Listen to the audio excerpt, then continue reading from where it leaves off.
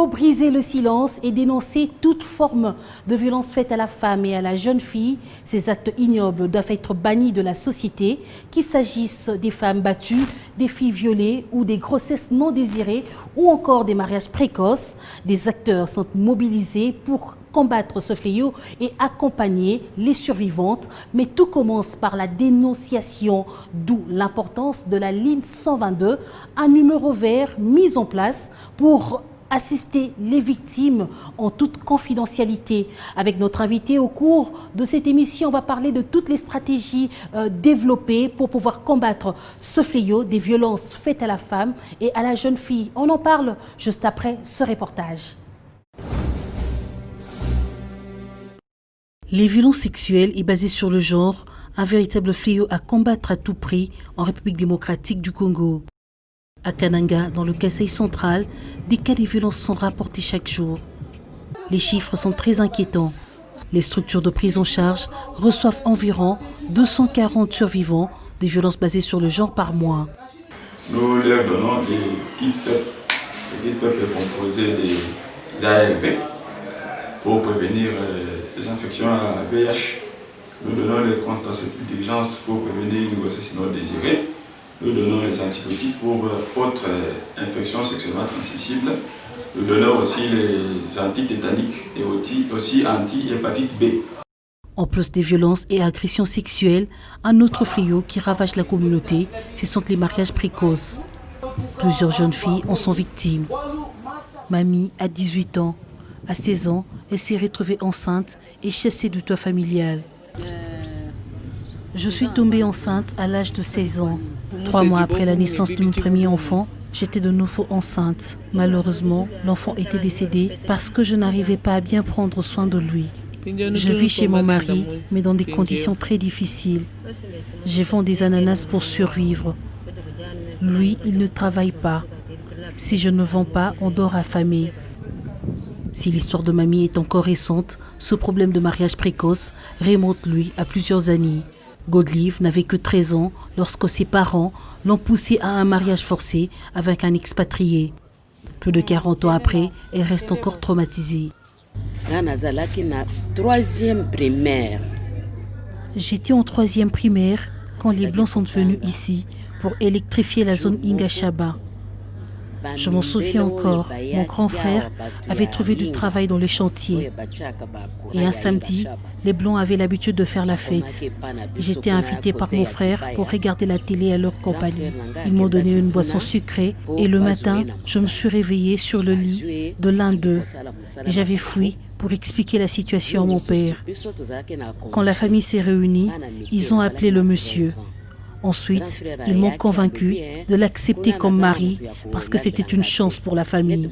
À 14 ans, je suis tombée enceinte. Mais 5 mois après, le Blanc avait fini sa mission et devait quitter le Kasaï pour regagner son pays. Je suis restée seule avec mon enfant. Le poids de us et coutumes guide encore les relations de la société. Tout acte d'agression ou encore de viol est perçu comme un acte d'adultère qu'il faut à tout prix réparer.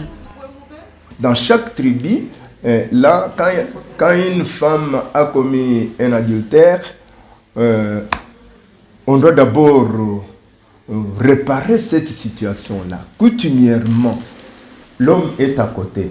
Maintenant, c'est la communauté. La communauté, c'est quoi? C'est la famille de cet homme-là, hein, qui est là-bas.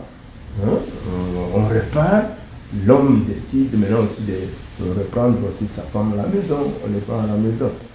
Pour nous, hein, lorsqu'on a pris la femme, même si c'était par force, même si c'était par violence, pour nous, c'est l'adultère. La femme a commis l'adultère.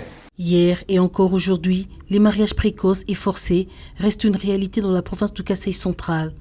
Les raisons sont multiples. L'ONG FMDK s'est lancée dans la lutte contre les violences sexuelles et basées sur le genre afin de valoriser la femme à travers plusieurs projets d'autonomisation appuyés par le programme JAD. On a compris que la plupart des bourreaux vivent avec nous en famille. Les parents violent les enfants, les frères violent les enfants, les oncles violent les enfants. Et aussi parfois les femmes poussent les filles à la prostitution forcée. Alors c'est avec toutes ces études-là, nous avons dit que nous devons mener cette lutte crier à haute voix et dire à la face du monde qu'au Kassai central, plus jamais encore des actes de violence sexuelle. Ici, si la femme est violée, juridiquement, ce n'est pas un adultère, mais coutumièrement, c'est un adultère puisqu'elle a connu un autre mari. Ici, à la culture, dès lors que tu as plus de 18 ans, dès lors que tu es à l'université, directement, tu ne peux pas être vierge. C'est comme ça que le parent, pour avoir la chèvre, ici on appelle Mbujiwanima, pour l'avoir, il faut directement faire marier les enfants et ça fait partie de l'honneur de la famille.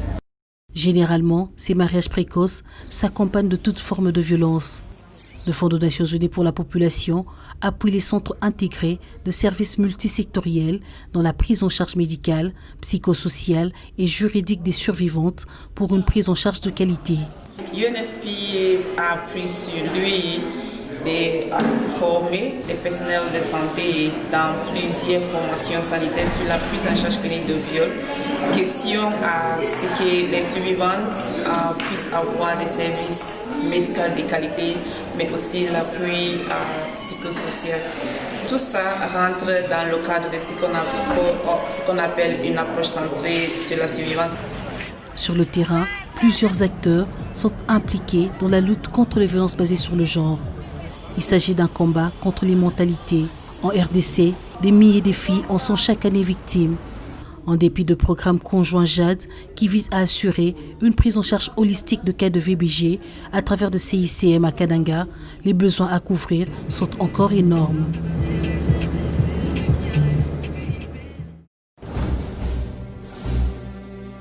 Sur ce plateau de Check-up, je reçois Madame Néné Sambi. Elle est psychologue à l'hôpital général de référence de Kitambo. Avec elle, nous allons justement parler du numéro vert pour pouvoir lutter contre les violences basées sur le genre, les violences faites à la femme et à la jeune fille. Madame Néné Sambi, bienvenue sur ce plateau. Bonjour, merci. Je disais que vous êtes psychologue au One Stop Center, un One Stop Center qui est justement un guichet unique pour pouvoir prendre en charge les survivantes, n'est-ce pas? Oui, des violences sexuelles et basées sur les genres. Oui. Est-ce qu'on peut savoir comment ça se passe dans un One Stop Center? Là, c'est un terme anglophone, mais pour parler ça d'une manière un peu simple, c'est ce que nous appelons ici les CICM, Centres intégrés des services multisectoriels. C'est un paquet dans lequel nous trouvons plusieurs services que nous donnons aux survivantes. C'est-à-dire dans ces paquets-là, dans le CICM, nous trouvons le guichet médical, la prise en charge médicale. Nous avons l'accompagnement psychosocial. Nous avons le troisième guichet qui est le guichet juridique et judiciaire. Et puis le quatrième guichet, c'est le guichet réinsertion scolaire et socio-économique. Mais est-ce que je peux savoir comment ça se passe lorsque une survivante arrive dans un guichet unique, dans un one-stop center, vous offrez un paquet de services, mais par où la victime commence? Comment est-ce que ça se passe exactement lorsqu'une survivante arrive? Étant donné que nous sommes à l'hôpital, la porte d'entrée, c'est le guichet médical. Quand la survivante arrive, elle est orientée au guichet médical. Elle trouve les infirmières qui sont bien formées par rapport à la prise en charge des survivants des violences sexuelles et basées sur le genre. Et à partir de là, il y a le médecin qui vont le prendre en charge et qui vont faire des prescriptions s'il le faut. Et ici, il y a d'autres examens qu'il faut pour approfondir le cas, les échographies et autres, ils vont le faire. Et après le guichet médical, dès que le médecin termine, c'est à ce moment-là, le médecin les oriente au guichet psychosocial. Là, il trouve un psychologue. Et le psychologue aussi, à son tour, va faire son travail. C'est justement là que vous intervenez. Oui, moi, j'interviens au guichet psychosocial. Au guichet psychosocial, contrairement au guichet médical, on prend plus en charge que la survivante. Mais au guichet psychosocial, on prend et la survivante et ses proches. Soit sa famille proche, ses proches directs. Parce que les violences sexuelles, on doit le dire, a des conséquences, pas seulement au niveau de la personne qui a été violentée, mais également au niveau de son entourage. Au niveau de la famille, et nous préparons la famille à être un soutien pour la survivante. Et quand elle va terminer là, et puis il va continuer au guichet juridique, s'il a besoin d'un accompagnement juridique, il veut porter plainte, il y a toute une équipe des avocats, une clinique juridique qui s'en occupe pour l'accompagner en justice. Et après cela, il y a la réinsertion scolaire et socio-économique. À la réinsertion scolaire, on accompagne l'enfant qui est la survivante, qui est mineure. Là, c'est juste pour les mineurs. On les accompagne, c'est-à-dire on va payer les frais scolaires. On a donné les kits scolaires pour la rentrée et payer les frais scolaires. Et puis, dès qu'on accompagne, dès qu'on apporte cette assistance-là à la survivance d'office, on apporte l'assistance à sa famille. C'est-à-dire on doit essayer de voir ses parents, qu'est-ce qu'ils font comme activité, et puis essayer de financer cela, afin que c'est vraiment un processus, oui. Mais est-ce qu'on peut savoir combien de temps ça prend lorsque une survivante arrive dans un guichet ou un stop center au CICM, utilisant l'expression française, lorsqu'ils arrivent, prise en charge médicale, prise en charge psychologique, prise en charge psychosociale, et jusqu'à la prise en charge juridique et à la réinsertion, est-ce qu'on peut savoir tout ce processus? Ça peut prendre combien de temps? En fait, c'est un processus qui prend vraiment du temps parce qu'on ne peut pas être pressé. On ne peut pas être pressé. C'est un travail qu'on fait sur les humains, sur les personnes. On ne peut pas être pressé. Parce qu'au guichet médical, il y a les examens qu'ils doivent faire, il y a la consultation qu'on doit faire, les examens physiques, on ne peut pas être pressé. Alors, au guichet psychosocial, si se peut, c'est 45 minutes de consultation. On va à 45 à 1 heure. Et imaginez-vous que si c'est un parent, vous prenez la survivante, quand vous terminez, vous devez prendre son proche. Vous avez déjà 2 heures et il va aller. Le premier jour, ça prend du temps, c'est-à-dire quand il vient, il doit entrer dans tout ce guichet. Et dans chaque guichet, maintenant, on donne un rendez-vous, on fixe un rendez-vous par rapport au traitement. Là, ça dépend maintenant du guichet. Ça ne sera plus la même chose pour tous les jours. Ça sera peut-être pour quelqu'un qui est venu dans les 72 heures au guichet médical, c'est-à-dire 3 jours après l'agression, après les viols. On donne un rendez-vous, 1 semaine après, il doit revenir pour continuer son traitement. Parce qu'on ne peut pas donner les médicaments, tout le paquet, au même moment. Là, vous parlez lorsqu'il s'agit d'une violence sexuelle? Oui, d'un viol. Là, je parle d'un viol d'abord. Et quand il va terminer au guichet médical, il va venir et puis il y a le rendez-vous qu'on doit donner par rapport à chaque guichet. Et là, le traitement va jusqu'à 6 mois par rapport aux besoins de la survivante, par rapport à ce que la survivante a comme pathologie. Nous allons jusqu'à 6 mois. Mais on peut, ça dépend de la résilience, ça dépend de la capacité à se résilier que la survivante présente. Là, on peut s'arrêter après 3 mois, on peut réévaluer la survivance. Si on trouve qu'elle a bien répondu au traitement, on peut la libérer, mais en laissant toujours l'opportunité de revenir s'il est dans le besoin. Est-ce qu'il y a une relation de confiance entre vous et les survivantes qui viennent vous exposer leurs problèmes? C'est vrai qu'en République démocratique du Congo, on n'a pas trop cette culture d'aller voir des psychologues. Oui. Est-ce que dans votre centre, vous sentez qu'il y a cette confiance entre vous et les survivantes? Oui, il y a cette confiance-là parce que nous arrivons, ce sont des techniques que nous avons apprises. On ne devient pas psychologue parce qu'on s'est réveillé un beau matin, on s'est dit. Donc, nous avons eu à étudier 5 ans à l'université, on nous apprend les techniques, comment faire et tout ça. Et puis, nous rassurons souvent, nous avons ce que nous appelons le principe directeur. C'est-à-dire, nous avons quelques principes directeurs, dont le principe clé, nous parlons de la confidentialité. Nous rassurons à la survivante de la confidentialité, c'est-à-dire quoi? Tout ce que nous allons parler ici doit rester entre nous, ça ne sortira jamais. Et là, il se sent en confiance et en sécurité. On respecte aussi ses avis, on le fait participer dans la thérapie. Il se sent en confiance et puis il s'ouvre. On parle des femmes violées, on parle des filles aussi qui sont violées, des femmes qui sont battues, de ceux-là qui sont traumatisés. Il y a des filles qui sont poussées au mariage précoce, il y a de ceux-là qui sont victimes des grossesses non désirées, autant de formes de violence. Madame Néné, quelle est la catégorie que vous recevez plus dans votre One Stop Center? Ok, nous recevons plus le cas des filles, femmes, enfants, enfin du sexe féminin plus.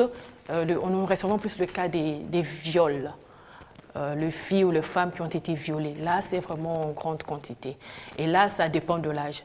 Nous recevons de mamans, de jeunes filles, des enfants, des bébés qui ont été victimes des viols. En République démocratique du Congo, particulièrement ici à Kinshasa, on a tendance à renvoyer le viol à d'autres provinces, les provinces de l'Est, le Kasaï. On pense qu'ici à Kinshasa, il n'y a pas de cas de viol. Est-ce qu'on peut savoir en moyenne, vous recevez combien de cas par semaine ou par mois?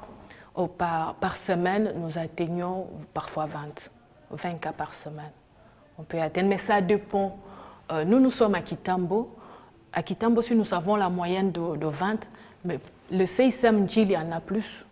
Ça dépend de l'environnement. Mais qu'est-ce qui justifie cela?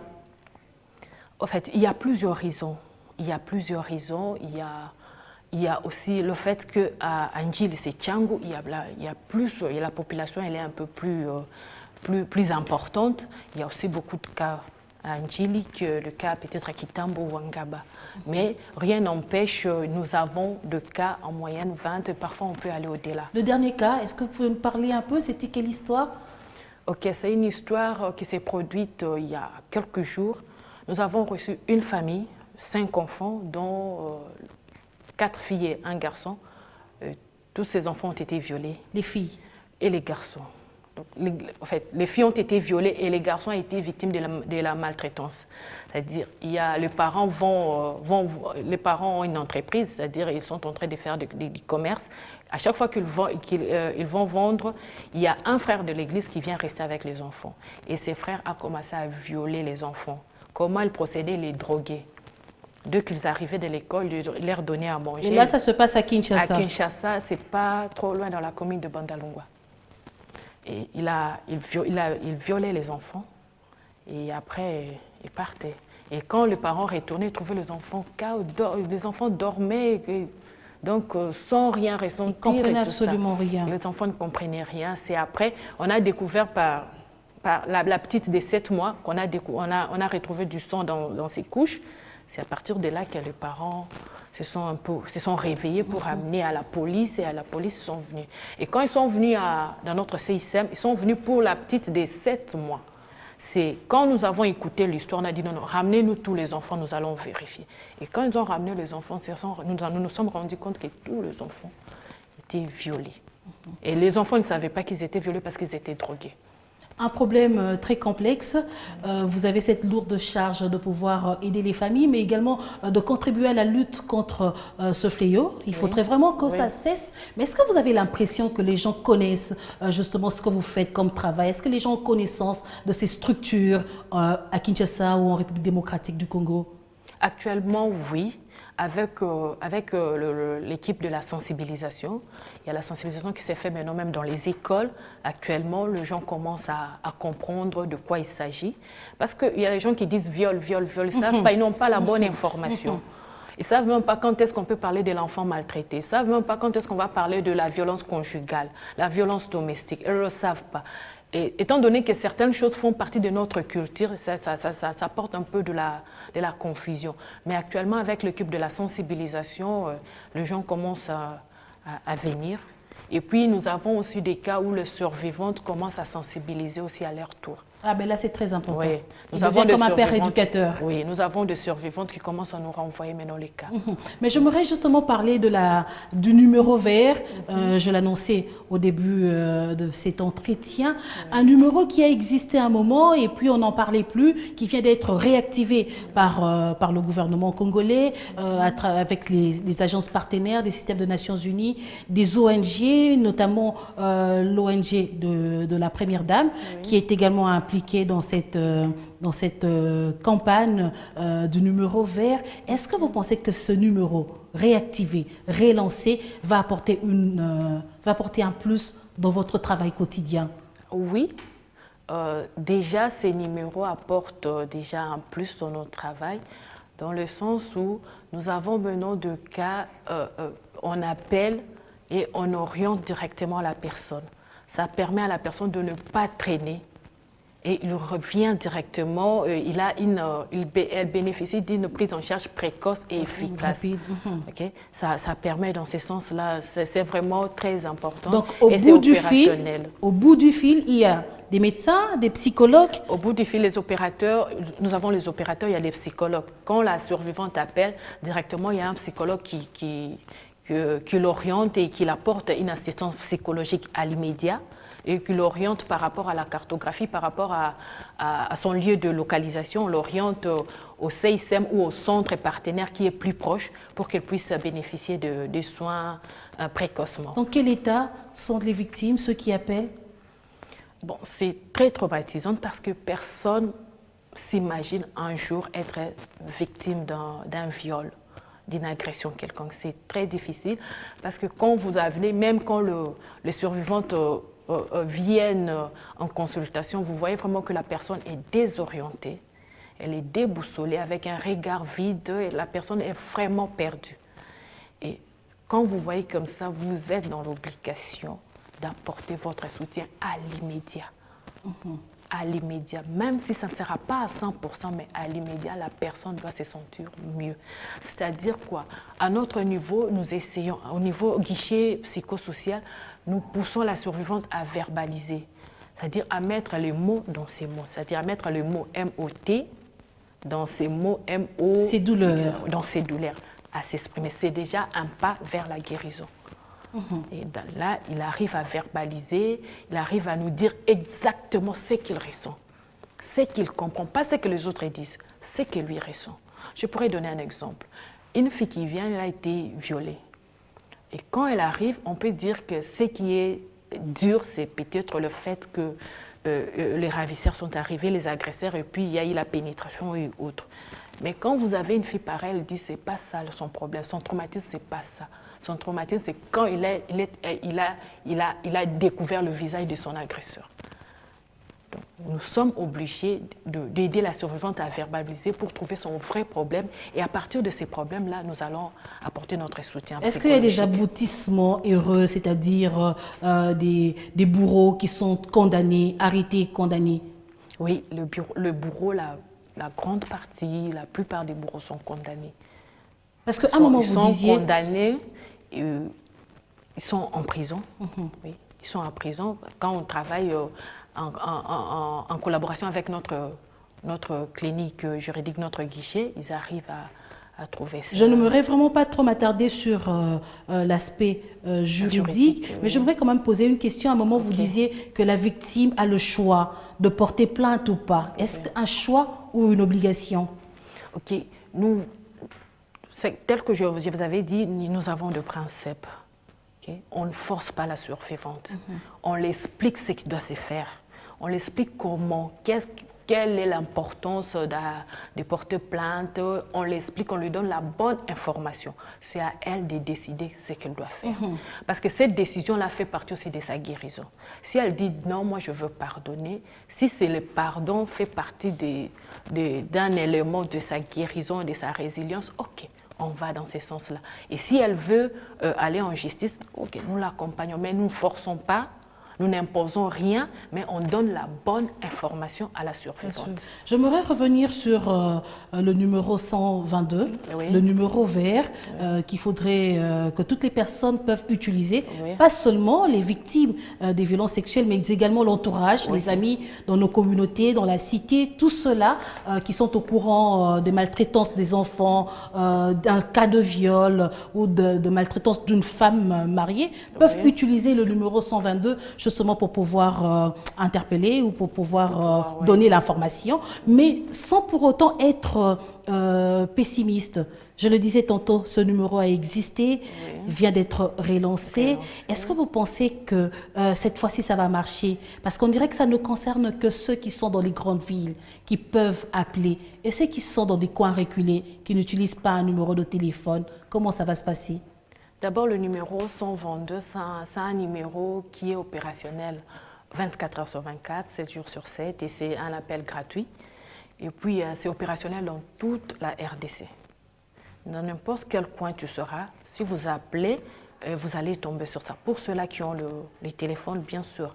Et nous avons, cette fois-ci, nous sommes sûrs et nous travaillons dans le sens que ça puisse marcher parce que maintenant, là, il y a des centres, il y a des CISM et on peut orienter facilement la survivante, et puis dès qu'il arrive, il ne sera pas là en train d'attendre. Il y a toute une équipe, il y a le guichet qui sont là, il y a les prestataires qui sont disponibles et pour accompagner les survivantes. Je crois que cette fois-ci, ça va marcher parce qu'il n'y a pas seulement le CICEM, il y a aussi deux autres associations avec qui nous travaillons en collaboration, oui, dans les différents coins du pays et qui apportent aussi leur soutien. Vous avez déjà des échos des autres provinces? Prenons le cas de la province du Kasaï central, où il y a plus des cas des violences basées sur les genres, parce que je parlerai des mariages précoces, je parlerai des viols. Est-ce que vous avez déjà reçu des échos? Est-ce que le numéro vert est aussi opérationnel dans ces provinces? Ok, le numéro vert est opérationnel au Kasaï, c'est opérationnel, à Kinshasa c'est opérationnel, à l'Est c'est opérationnel. Donc nous utilisons déjà, c'est opérationnel dans tout le pays, mais dans ce coin-là où il y a déjà, nous travaillons avec le programme JAD et tout ça, c'est opérationnel. C'est opérationnel. Nous sommes en pleine crise sanitaire, la Covid-19 sévit encore à Kinshasa, en RDC. Madame Néné, durant la période de confinement, selon les études, il y a eu une augmentation des cas des violences, que ce soit domestiques, que ce soit sexuelles, des violences basées sur les genres en général. Il y a eu une augmentation de cas. Est-ce que dans vos services, vous étiez débordés? Okay, pendant ce moment-là de confinement et autres, la population avait d'abord peur de venir à l'hôpital. Nous œuvrons à l'hôpital. Et pendant ces moments-là, c'était un peu difficile. Ils avaient peur de venir à l'hôpital parce qu'on se disait dès que tu vas à l'hôpital, c'est la Covid. Mais nous avons ressenti cela après les confinements. Nous avons le cas et donc quand vous écoutez l'anamnèse, ça s'est produit pendant la période de confinement. Maintenant, ils arrivent à dénoncer des cas qui se sont produits pendant la période de confinement. J'aimerais revenir sur le numéro vert. Okay. Il faudrait qu'on en parle, qu'on sensibilise la population, qu'un numéro est disponible. Le numéro 122 que tout le monde peut appeler pour pouvoir dénoncer, parce qu'il faudrait commencer par dénoncer. Si on ne dénonce pas, on ne pourrait pas prendre soin des victimes de violences sexuelles. Madame Néné, ce numéro vert, lorsque vous appelez, vous aviez dit tout au long de cette émission qu'il y a des opérateurs qui décrochent. Lorsqu'un opérateur décroche, prend un appel, comment ça se passe immédiatement? Est-ce que la prise en charge commence à ce moment-là? Oui, déjà le fait de décrocher votre appel, c'est un accompagnement. C'est pour vous faire voir que nous sommes là pour vous soutenir. Nous sommes là pour vous accompagner, nous sommes là pour vous aider à vous sentir mieux. Okay? Dès que l'on prend l'opérateur arrive à décrocher l'appel, il vous pose certaines questions. D'abord pour vous localiser, vous êtes où, vous appelez d'où, il s'agit de quoi. Et dès que la survivante arrive, parce que ce n'est pas toutes les survivantes qui arrivent à donner toutes les informations exactement, parce qu'elle est peut-être sous le choc, et tout ça, traumatisme, elle n'arrive pas à bien parler, et une assistance psychologique à l'immédiat. À l'immédiat, on apporte une assistance psychologique pour essayer de calmer la survivante et d'avoir des informations. Pour des victimes qui sont dans des états un peu compliqués, comment ça se passe? Doivent-ils se déplacer eux-mêmes vers leur domicile ou vers le lieu où l'acte s'est produit, vers un CICM? Ou bien vous êtes équipé pour aller chercher les victimes également? Dans certains coins, oui, il y a les ambulances qui vont chercher les survivantes. Et quand nous recevons les appels, si la survivante n'est pas en mesure de se déplacer, nous nous arrangeons à notre niveau dépêcher un véhicule pour aller le chercher. On doit dire que vous êtes suffisamment équipé sur le plan matériel que financier. Dire matériel, financier, mais nous nous battons pour réaliser ces tâches qui est très très difficile. Nous nous battons. Vous vous battez, parlons du contexte congolais. Oui. Ici chez nous, à Kinshasa, en République démocratique du Congo, vous êtes appuyés, les CICM sont appuyés par des partenaires. On parle des agences des Nations Unies, on voit l'UNFPA, on voit le PNUD, on voit le BCNUDH. Autant de structures, mais aussi les ambassades qui appuient ces structures. Donc, on doit dire que tout est mis en œuvre pour que vous puissiez réussir vos objectifs. Il y a aussi le bureau de la conseillère spéciale du chef de l'État, chargé de lutte contre les violences sexuelles. Il y a aussi le gouvernement, justement, qui vous appuie. Dois-je dire qu'aujourd'hui, vous avez tout ce qu'il faut pour pouvoir réussir ce pari? Avoir tout ce qu'il faut par rapport à la ville, à la grandeur de la ville, c'est insignifiant. La ville de Kinshasa est grande. Nous avons des coins où c'est difficile d'y arriver, c'est pratiquement inaccessible et tout ça. Donc pour dire qu'on a encore le matériel qu'il nous faut par rapport aux besoins, sincèrement, je ne dirais pas encore, on n'a pas encore atteint ces niveaux-là. Nous n'avons pas encore atteint ces niveaux-là. Et quand vous parlez peut-être les gouvernements, oui, il y a un projet pour l'institutionnalisation des CICM. C'est ce que nous aussi, en tant que prestataires, nous désirons, que les CICM, qu'on multiplie les CICM.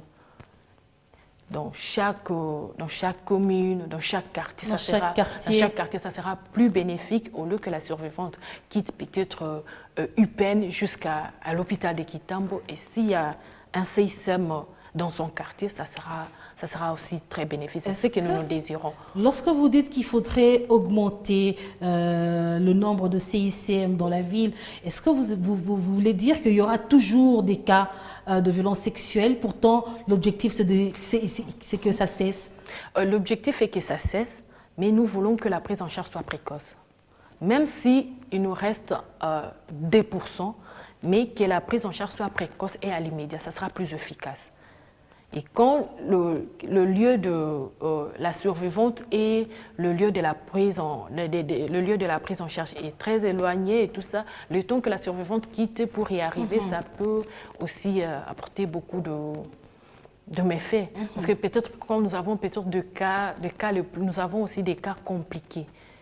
Des cas compliqués où vous avez une survivante qui n'arrive pas à marcher, qui saigne, qui doit aller d'urgence au bloc opératoire et tout ça.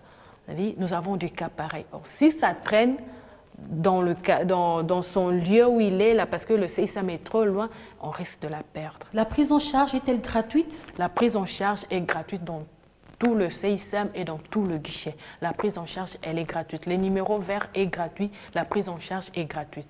Les médicaments sont gratuits.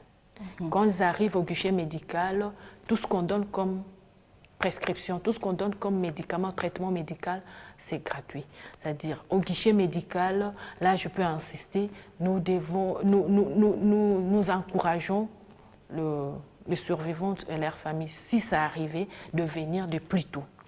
Dans les 72 heures, là, on peut arrêter, on peut donner les pilules contre les grossesses non désirées. Il y a les produits contre le VIH et les antibiotiques contre les IST.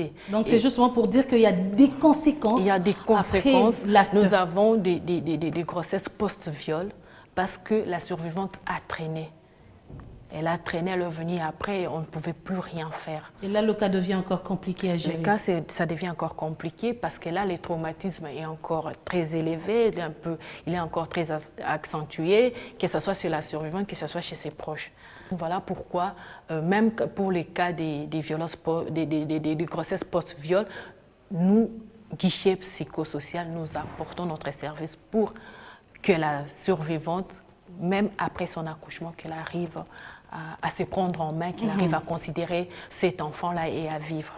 J'aimerais parler un tout petit peu de ces femmes battues, ces femmes qui sont vraiment battues par leur mari, par un copain, par un conjoint. Est-ce que ces femmes ont le courage de venir dénoncer ou d'appeler le numéro vert? On connaît quand même les us et coutumes de chez nous. Tu ne peux pas aller traduire ton homme en justice. Est-ce que ça arrive quand même que les femmes dénoncent ce genre d'attitude ou de comportement?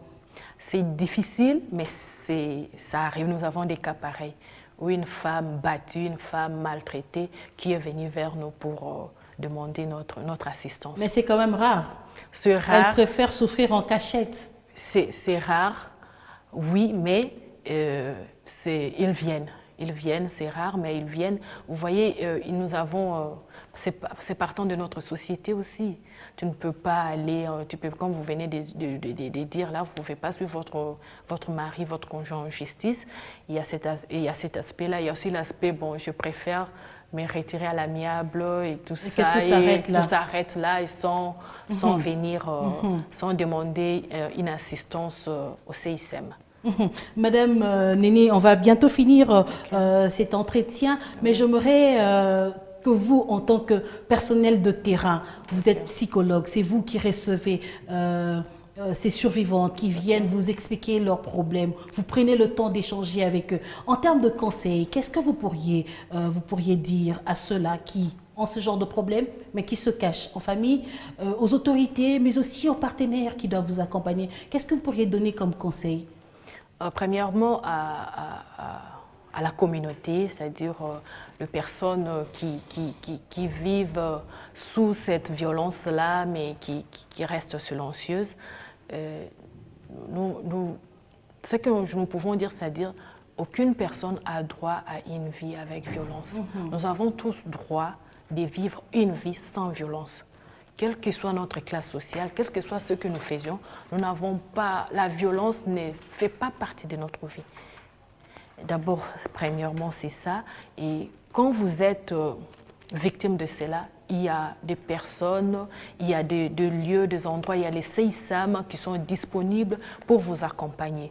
Notre accompagnement n'est pas seulement juridique parce que la plupart des personnes pensent que quand je viens dénoncer, on va arrêter. Non, on doit d'abord vous suivre. Nous, notre problème, c'est d'abord la survivante elle-même. C'est elle notre priorité. Elle doit se sentir mieux. Elle doit être en sécurité. On doit l'orienter par rapport à sa santé, par rapport à ses émotions, par rapport à tout ce que vous ressent. On doit d'abord l'orienter, être sûr qu'elle va bien. Et si elle décide d'aller en justice, ok, elle va aller. Si elle ne veut pas, cela n'empêche pas au guichet de la réinsertion de venir en aide. Cela n'empêche pas. Donc nous devons briser vraiment cette glace-là. Le silence. Plus nous gardons silence, plus nos agresseurs continuent à faire du mal à d'autres personnes. Il faut briser le silence. Il faut dénoncer. Et il y a des voix qui se lèvent de partout justement pour dénoncer ce fléau, pour que ça s'arrête. Les systèmes des Nations Unies sont très impliqués, je le disais tantôt. Les ONG nationales et internationales également sont impliquées. Il y a également la fondation de la Première Dame. La Première Dame elle-même en a fait son combat de tous les jours. Mais Madame Néné, quelles sont les stratégies, quelles sont vos attentes en tant que prestataire de terrain pour améliorer la prise en charge? Pour améliorer la prise en charge, en tant que femme, premièrement, je lutte pas seulement parce que je suis dans le CICM, mais j'essaie de faire de ça aussi mon combat partout où je suis pour dénoncer, pour transmettre l'information, la bonne information aux autres personnes pour qu'elles arrivent à dénoncer, pour qu'elles arrivent à faire cela. Je pense que la stratégie que nous mettons en œuvre, d'abord nous voulons que la sensibilisation soit très très forte. Nous devons sensibiliser partout où nous sommes. Nous devons utiliser n'importe quel moyen de sensibilisation pour transmettre la bonne information.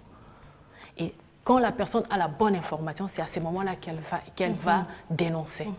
Parce qu'elle sait que ça, ce que je vis, donc c'est une violence. Ce n'est pas économique, c'est une violence sexuelle, c'est une violence émotionnelle, c'est à ce moment-là qu'elle va dénoncer. Donc il faudra accentuer la sensibilisation. La sensibilisation, partout où nous serons, dans les écoles, dans les églises, partout, nous devons vraiment, vraiment sensibiliser. Plus nous sensibilisons, plus nous apportons de mesures préventives, nous allons aussi réduire d'une manière ou d'une autre le taux des violences sexuelles et basées sur les genres dans notre communauté. Je sais que ce ne sera pas un de ces 4 matins que ça va disparaître, mais je demanderai à tout le monde, pas seulement aux femmes, que les hommes s'impliquent. On parle déjà de la masculinité positive. Les hommes doivent être positifs. Nous devons considérer les femmes comme des personnes, comme nous, quelles que soient nos coutumes et autres, on ne dit pas de rejeter nos coutumes, mais nous disons ce qui est bon, on garde, ce qui n'est pas correct, on met à côté, et on évolue. On propose autre chose et nous évoluons. Moi, je pense que dans la lutte, nous devons impliquer aussi les hommes. Ils ne doivent pas rester en dehors. Ce n'est pas un combat de femmes seulement, mais et des hommes, les femmes. Comme on aime bien le dire, des hommes genrés. Les hommes genrés. Merci beaucoup, Madame Néné Sambi, d'avoir répondu à notre invitation. Je rappelle que vous êtes psychologue, One Stop Center, installé à l'hôpital général de référence de Kitambo, où vous prenez justement en charge les victimes, les survivants des violences sexuelles de façon holistique, afin qu'ils puissent sortir de leurs problèmes, oublier ce qui s'est passé et être réinsérés dans la société. Merci d'avoir répondu à notre invitation. Merci beaucoup, madame. Mesdames et messieurs, on va se séparer avec cette vidéo réalisée justement pour appeler toute la population à pouvoir utiliser le numéro 122 pour dénoncer des cas de violences faites à la femme et à la jeune fille. Pour chaque femme battue ou subissant une quelconque violence conjugale, il y aura toujours plus d'une victime. Pour chaque femme victime d'une violence sexuelle, les blessures perdureront plus longtemps que nous l'imaginons. Pour chaque femme victime de harcèlement, sa confiance en soi est entamée. Pour chaque fille mariée précocement, c'est son avenir qui est bradé. Oui, les violences basées sur le genre nous obligent à briser le silence. Alors que nous soyons victimes ou témoins, appelons gratuitement le 122. Plusieurs téléopérateurs seront au bout du fil pour écouter notre histoire et nous orienter vers une prise en charge médicale et psychosociale ainsi que juridique. Appelons le 122. Quelqu'un sera toujours là pour nous.